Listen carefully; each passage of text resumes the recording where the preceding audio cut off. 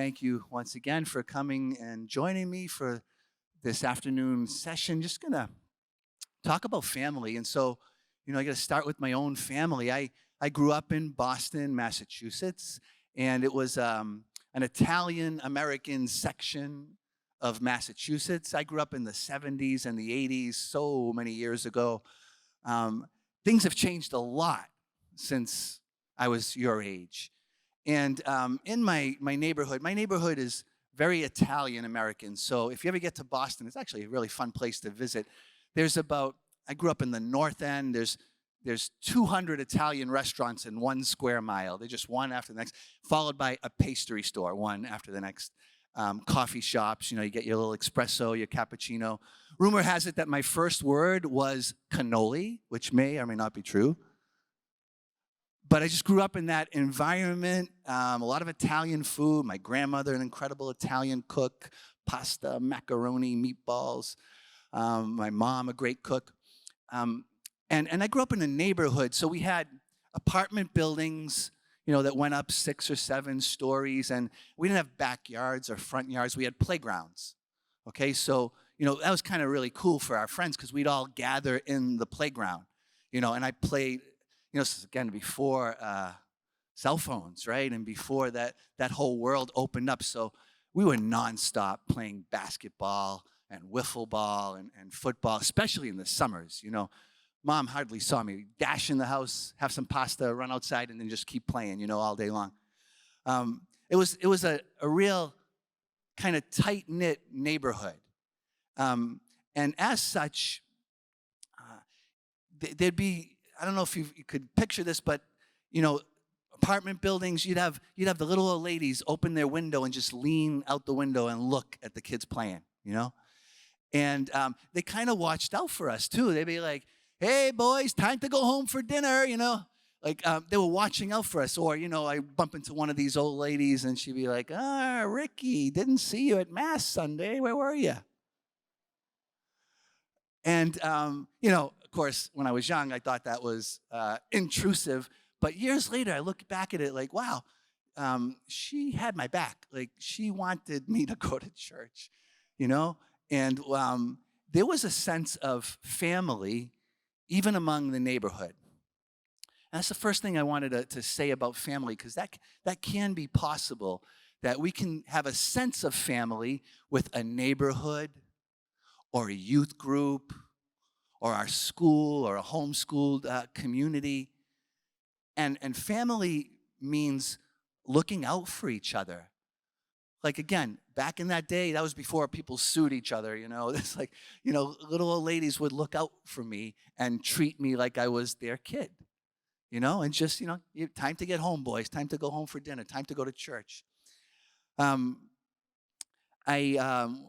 found this movie not so long ago that reminded me of where I grew up. Now, the movie actually takes place in the Bronx, New York. And it's called A Bronx Tale. I don't know if any of you have seen it. But I have a little clip from it because it looks like my neighborhood. It's kind of the way I grew up in an Italian-American Catholic neighborhood. And in this particular little movie clip, of course, the boy in question, he witnessed a shooting, okay? He witnessed the mafia guy kill somebody, okay? Big deal. And when the police asked him about it, he lied about it. He said he didn't see anything. But then it's kind of weighing on him, so he wants to go to confession. And when you have something really big to confess, how hard it is to get there, And this little guy has a big sin. He's got a big thing on his soul. Watch what he tries to do to try to get this sin confessed, but not get in trouble. Could you play that first clip, please? Kind of reminds me of my confessions at that age, Bye, Father. Don't change your mind, I do love hearing confessions of the little ones. Oh, it's so good, second graders preparing them for their first confession.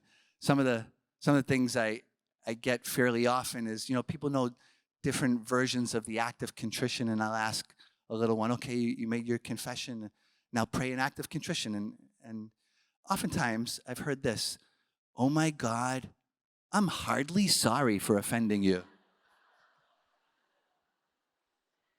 I love that.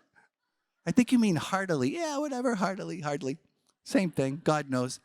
Another thing I get a lot in the confessional. I don't know if it's something I'm doing, but I go to extend my hand to absolve a little one, and he high fives me, which actually would be a pretty great way to end every confession. Yeah, no more sins. Psh, you know. One of my favorites was the little girl.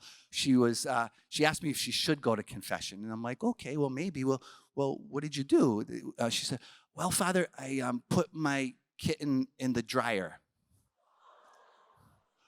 I said, oh my. How long was he in there? He was only in there a minute, Father. I said, oh my goodness, a minute. Was he okay? Oh yeah, he was fine. And he was super fluffy when he came out, she said. Oh, well, maybe you confess it anyway. I don't know. Just don't do it again. That's the important thing. So, neighborhood, like looking out for each other, even encouraging one another like we're doing here to go to confession and to go to mass. It's part of family, to extend our family even beyond blood, right? To help our friends find God. Once you start to love someone in that way and you point them to Jesus, they become family, right?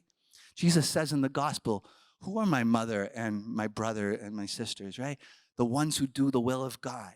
So the first thing I wanted to say about family is that it can be extended if we look out for one another. If we're pointing each other to Jesus, we become family. Secondly, let's talk about our brothers and sisters, our actual blood brothers and sisters, okay? That's challenging, right? Hard to love your little brother, maybe. Raise your hand if you have a little brother or a little sister. Oh my, so many. Raise your hand if you have an older brother or sister. Okay, wow, big families out there. Okay. Who's easier to love, your big brother or sister or a little one?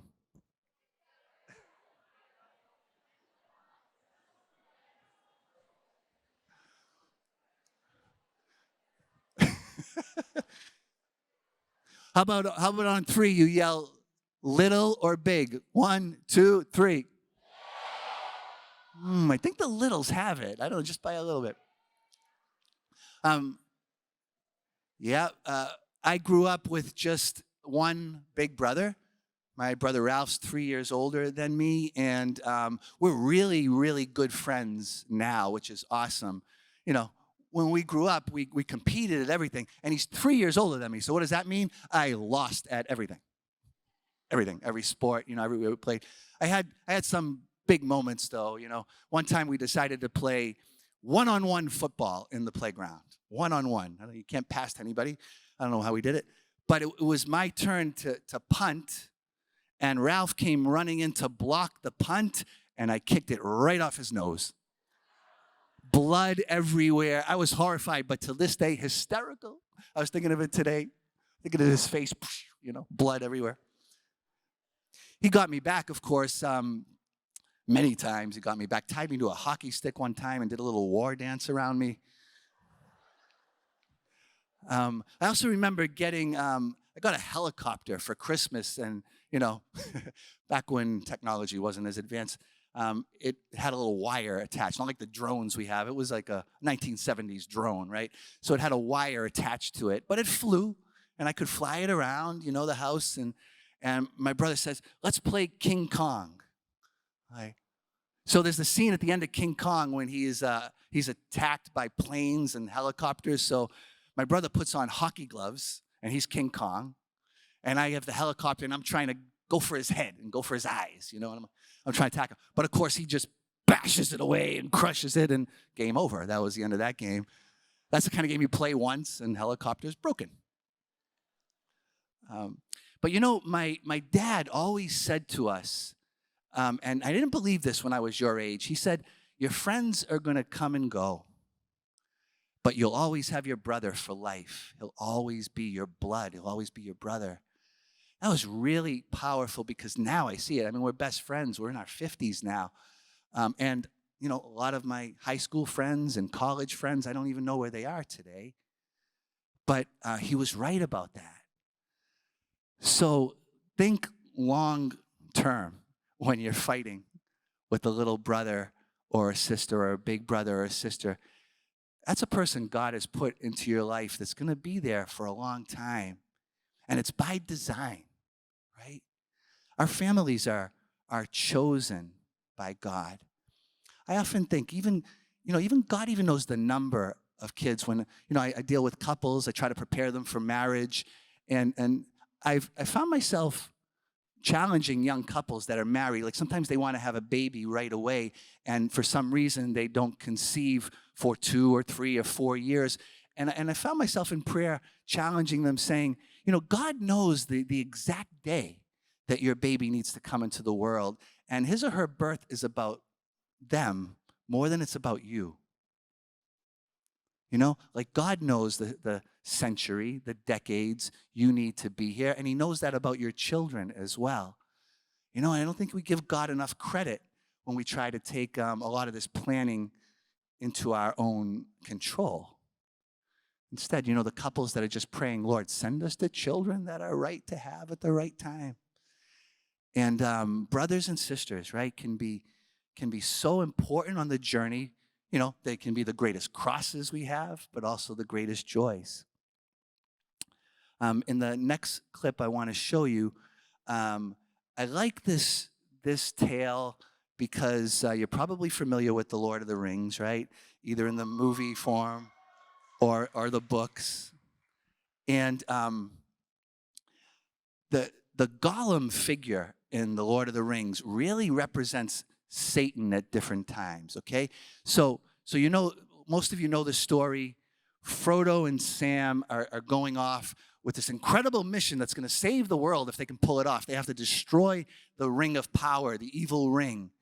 And Gollum kind of gets in there and becomes their guide, okay? Now, as a Satan figure, he's going to try to divide them. He wants the ring for himself, of course, so he has ulterior motives. So these two men have been through a lot. They're exhausted. They're climbing these mountains in the darkness, right? And they're miserable.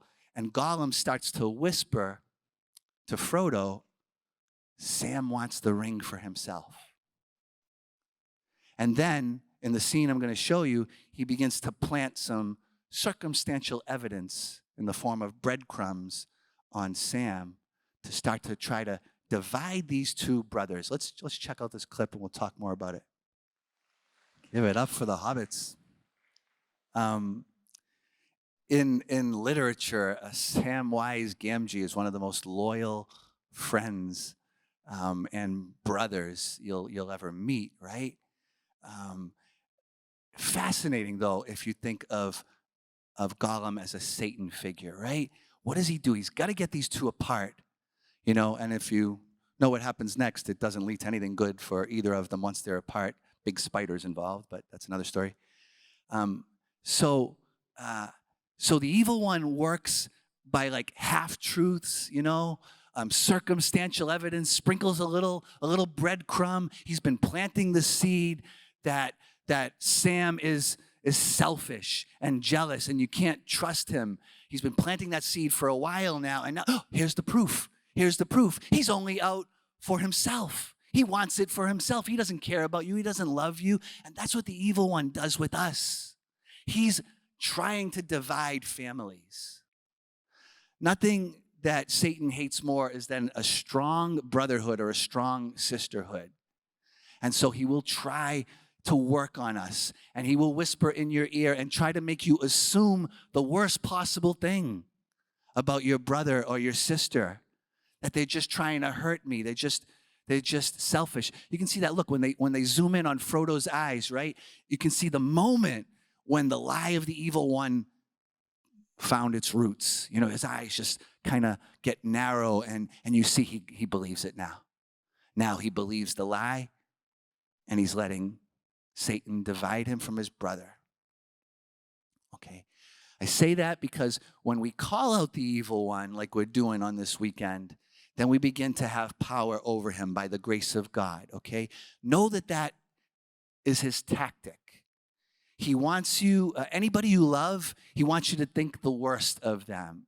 St. Ignatius of Loyola had a very beautiful little motto, pretty much. He said, when you're dealing with souls, when you're dealing with anyone in your life, always assume the best possible intention.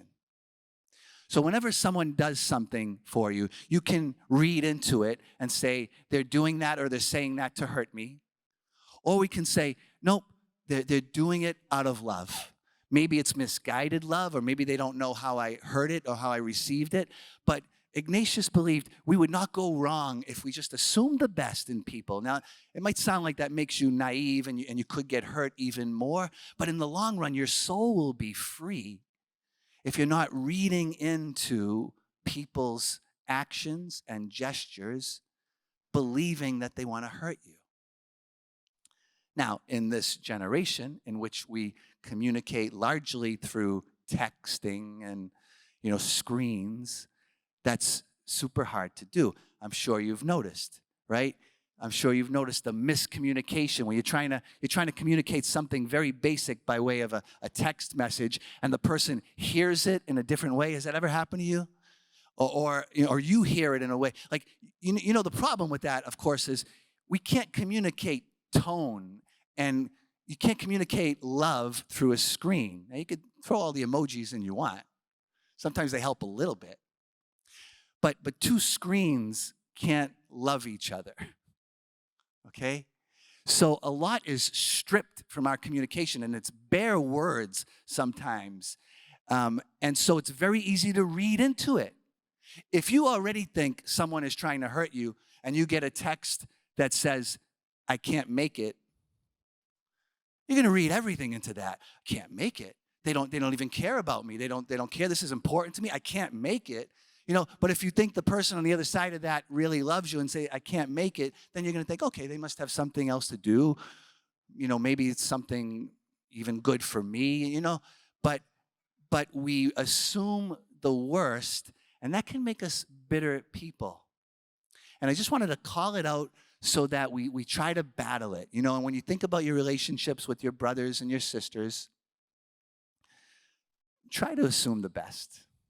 That even if they're hurting you in some way, that maybe even that is just misguided, especially with a little brother or sister, because then it's definitely up to you to take the higher road, right? With a little one. We have to forgive again and again and actually teach a little bit. But communication is a key for that. Being able to tell a family member, wow, when those words were spoken, I was hurt. That's a very, very mature thing to do. Sometimes we don't do that. We fight instead. So we say, you said that? You're such a jerk. And we point their finger back and we try to hurt them back. But instead, if you've ever tried this, usually the people that love us aren't trying to hurt us. So if you say back to someone, wow, those words you said to me yesterday, they really hurt. I think 99 times out of 100, the other person is going to say, oh, I'm sorry. I didn't mean to hurt you, or I didn't know. Usually that's the case. So that's good communication. Remember, like your feelings are always valid. No one can tell you don't feel that way. They might say, I didn't mean it that way. But reconciliation happens when two people are just honest. You say, those words or that thing you did, it hurt me. And you get that the other person has a chance to speak to that. And again, I think 99 times out of 100, if it's a real relationship, a family, or a close friend, they're going to say they didn't want to hurt you, and your relationship could actually grow stronger. The final clip and point that I'd like to talk about is mom and dad. So talked about our neighborhood or our friend group becoming like family when we look out for each other. Talked about brothers and sisters and trying to assume the best. Especially when we don't know the truth, just give them the benefit of the doubt. Then there's mom and dad, who, again, at your age, you're probably just starting to get it that they are human beings like you. And as human beings, they are flawed. They have hurts and wounds. You ever think of, how your mom was raised or how your dad was raised and how they have hurt from their past and how they are really, most of the time, again, probably 99% of all families that are out there, the moms and dads are trying their best. Maybe they're not good at making good decisions, but they're trying.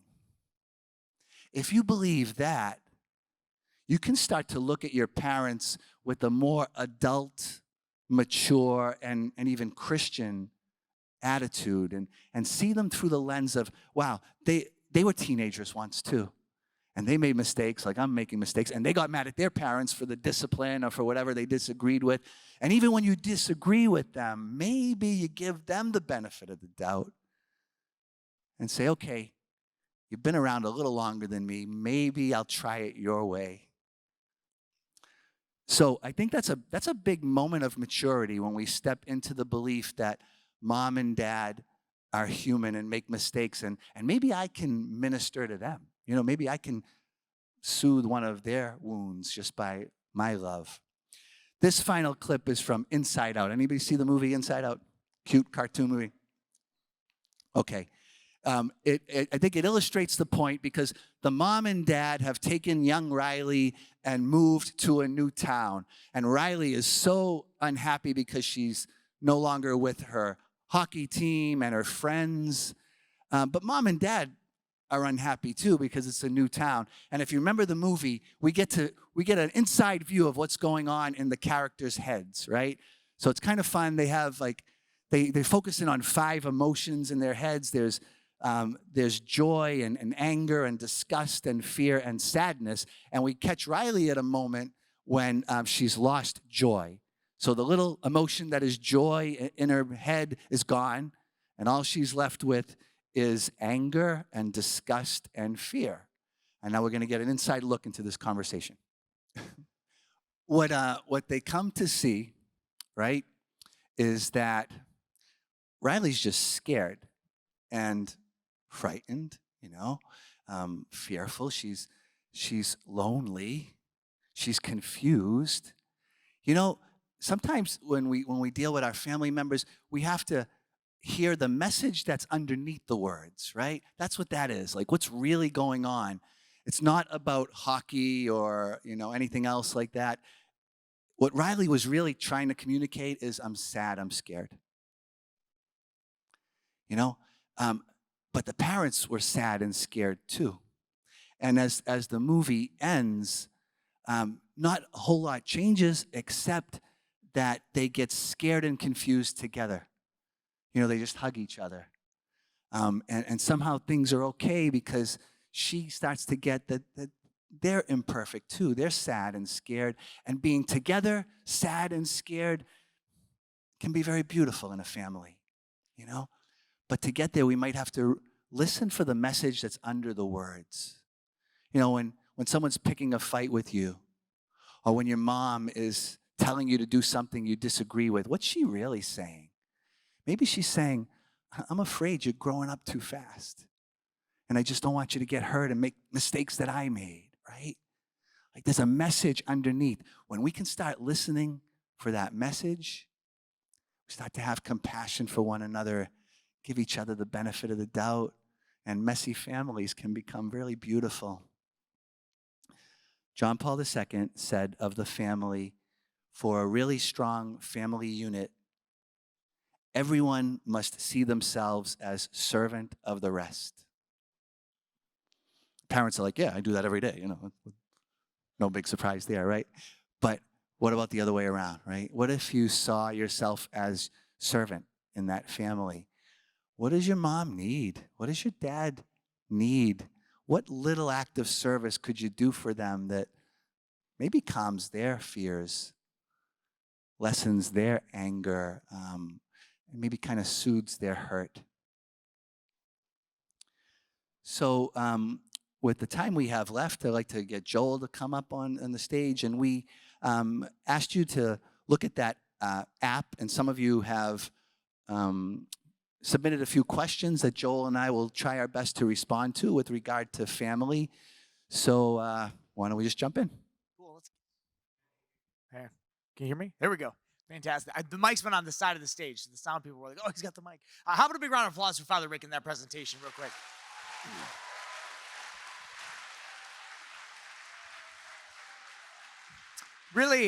I really appreciated your insights on family. Love the video clips to bring that to life. Even though in the Lord of the Rings books, that clip with Samwise and Frodo never happened, but the nerds forgive you, Father Rick. We've got some great questions here. Again, you can go to My Parish app and you can submit these under the workshop section. There's a place where you can add your question if you'd like to ask something. We'll do our best to get to all of them and lump some of them together, but we probably won't. And so if we don't, ask your youth minister, core members, chaperones who are here with you. They probably are a part of families and can help you answer some of these things.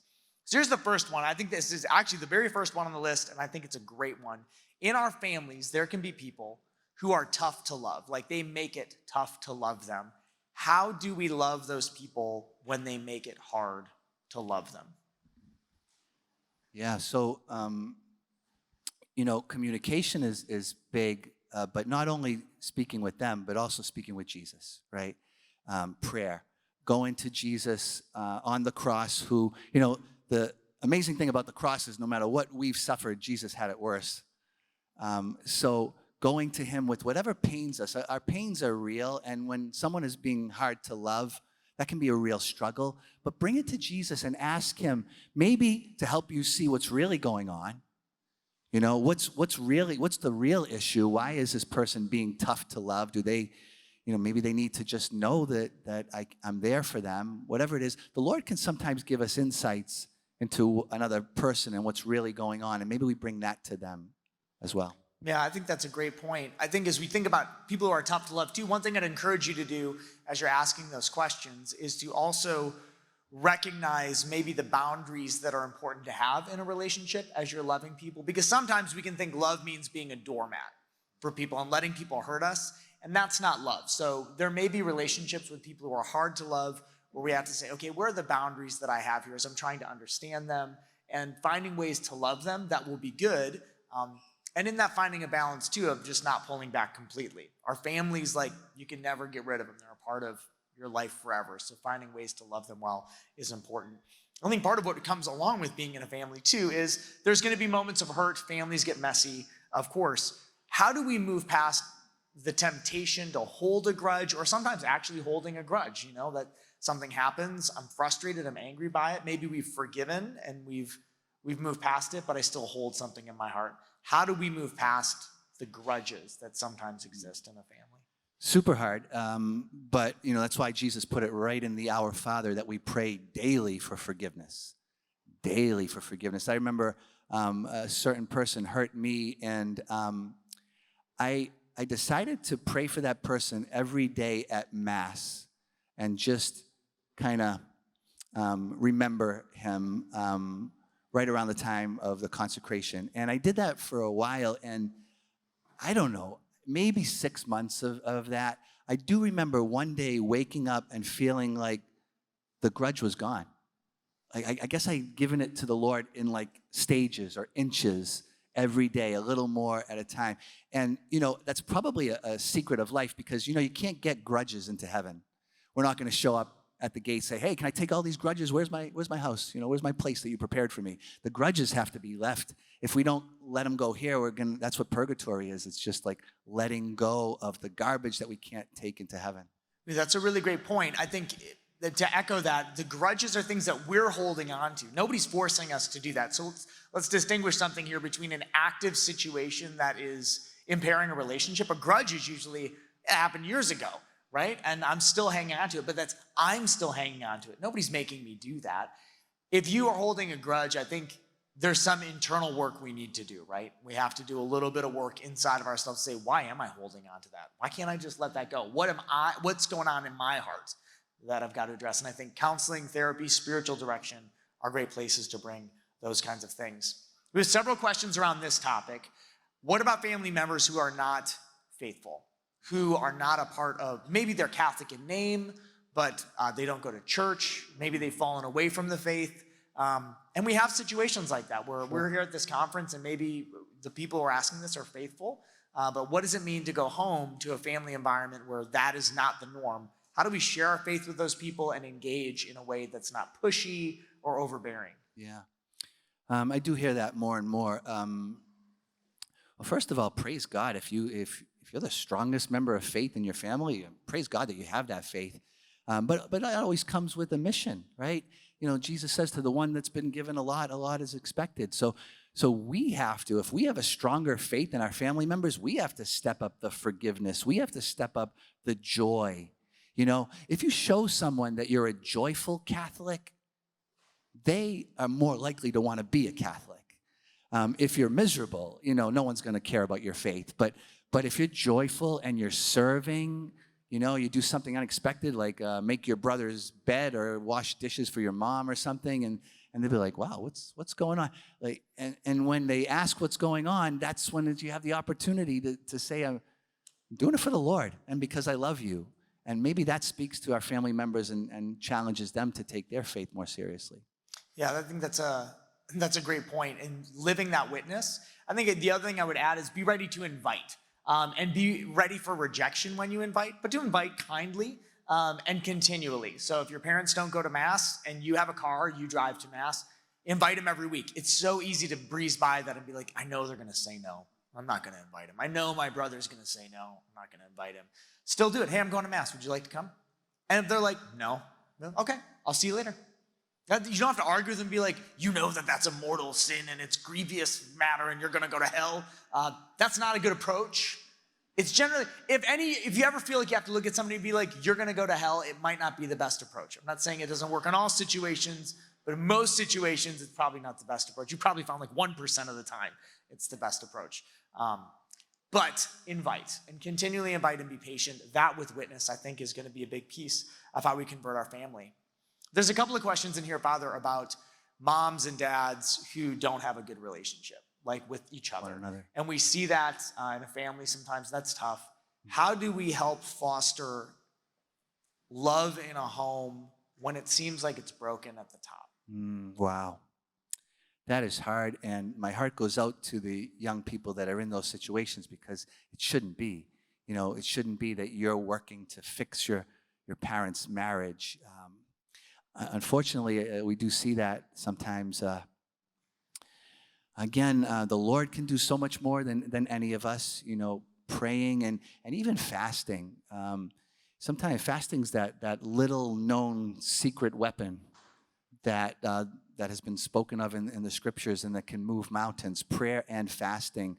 You know, I would go that route. You know, you try to keep communication open with both of them. You try not to take a side, which is super hard. You could even say to your mom or dad, if she or he is talking about the other one, I don't want to get in a conversation about my dad or my mom. You have the right to say that. But you try to keep your communication open with both of them. You pray for both of them. And again, trying to lead by example. Doesn't always happen, but you could be a catalyst of change of heart for your parents. Yeah, and I think the prayer and fasting thing, we often don't think of that because what's that going to do? What's something practical to do? But that's a great place to start. One piece that I want to just encourage you with too is as you are thinking about some of these things, it is not your job to fix your mom and dad's relationship. I think that sometimes we can put that on us like, oh, I've got to do something. We can contribute to a loving environment at home, be a good witness, pray and fast, and build a relationship with our parents. But you are not the one driving a wedge in between your parents. You are not the one causing their relationship to fall apart. Sometimes we can take that guilt on ourselves, right? And I just want to kind of liberate you from that. It is not your job to make their relationship better. You can do things to contribute to love in the home, be a witness, and foster community. But at the end of the day, mom and dad are also people who have to work on that relationship as well. And you don't always know what goes on behind closed doors and what else is happening there, right? Mm-hmm. Final question. Mm-hmm. What could be the next step that somebody could take leaving this conference to love their family just a little bit more?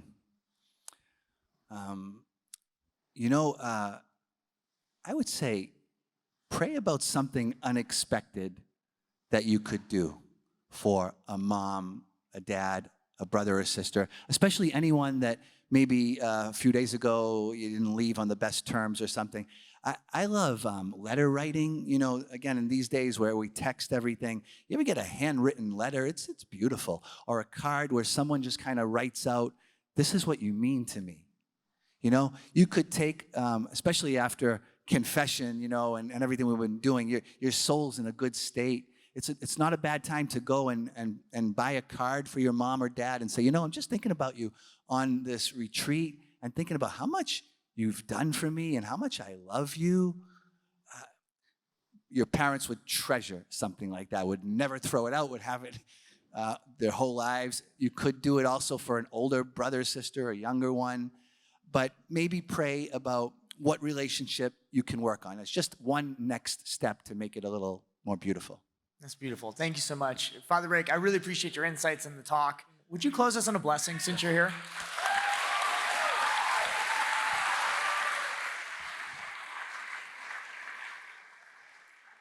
Let us pray.